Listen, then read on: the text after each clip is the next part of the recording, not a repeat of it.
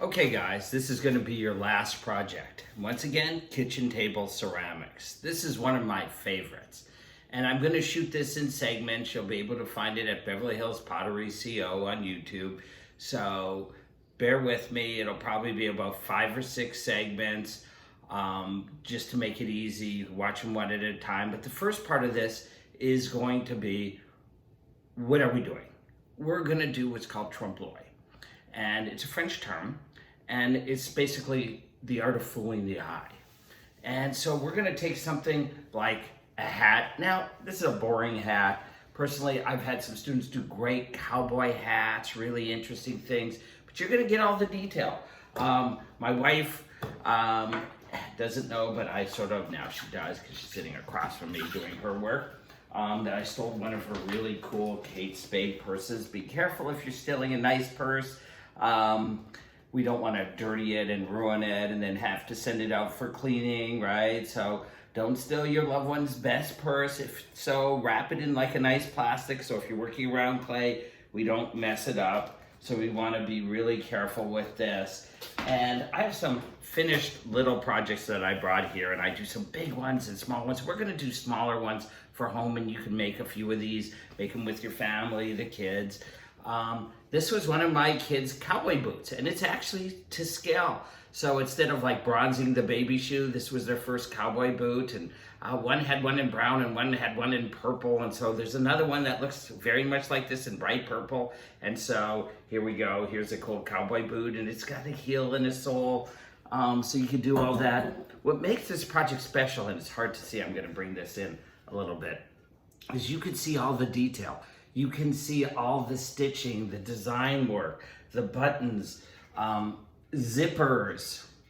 And I'm gonna teach you how to do all the stitching. The zipper even opens on one end, and how to build it properly. Now this one hasn't had a glaze or been painted. For this, because you're at home, we're gonna probably paint as opposed to glaze. Hopefully we'll get in the lab and be able to do glaze. So what you're gonna need to start is you're going to need a couple slabs. Now, there are videos on there for the cups, for other things that teach you how to make a slab. So you should know how to make a nice slab. And this is about 1/4 inch.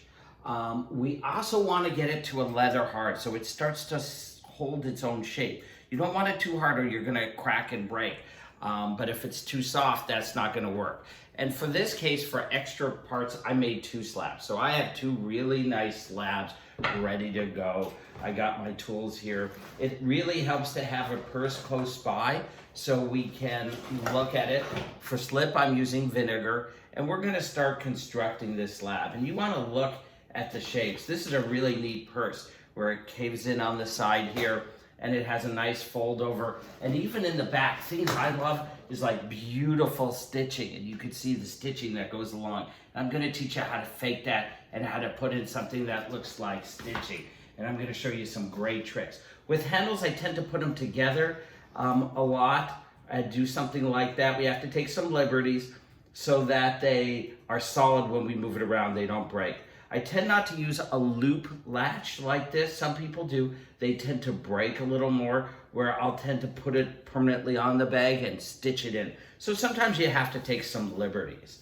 You're gonna wanna start with basically a ruler and a wood stick. And so I'm gonna break these in about 5-minute segments so you can see. And I'm gonna make a small version of this. So kind of like we've done in other projects, I'm gonna start at the bottom and cut straight across.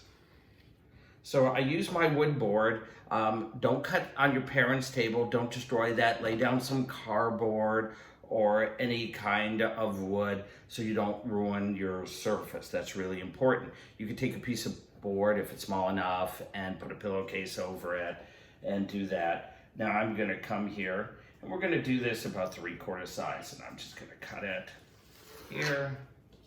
So I'm getting rid of the stuff I don't want. Now I may be able to use some of those pieces later, which is really nice. It actually looks like it has a slight taper. So I'm gonna go with that and just have a slight taper. I'm gonna recut with a slight taper,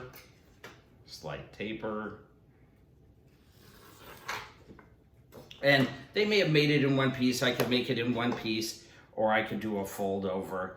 And so what we're looking for is kind of a purse that is going to fold over. This would be more like a wallet, so I'm going to need a second piece to really get that nice height and nice standing. So that's where having that second piece of clay can come in that I have. And I can just kind of lay it over, and we're just going to cut out a second piece. Look at that. And pull it apart. Get the bottom nice and straight. And then we're going to start putting our purse together.